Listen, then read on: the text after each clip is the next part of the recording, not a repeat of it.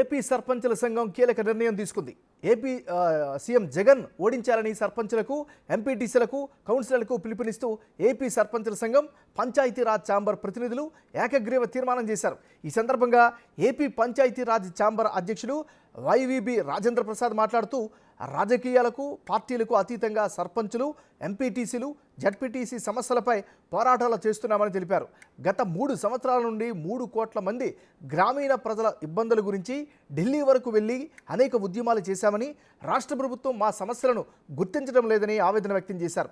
ఈ నెల 25 తేదీలోపు ప్రభుత్వం తమ 16 డిమాండ్లు నెరవేర్చలేని పక్షంలో జగన్ ప్రభుత్వాన్ని ఇంటికి పంపించడానికి తాము సిద్ధంగా ఉన్నామని స్పష్టం చేశారు.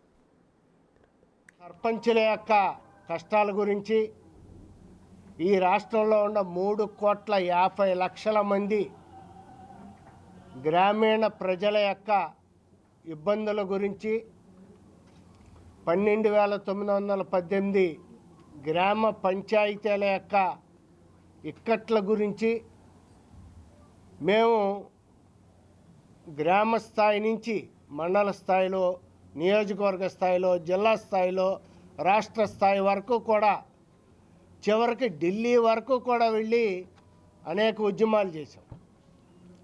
కానీ రాష్ట్ర ప్రభుత్వం మా సమస్యలపైన స్పందించడం లేదు. ముఖ్యమంత్రి జగన్మోహన్ రెడ్డి గారు నిమ్మకు నీరెత్తినట్లుగా ఉండటం జరుగుతుంది.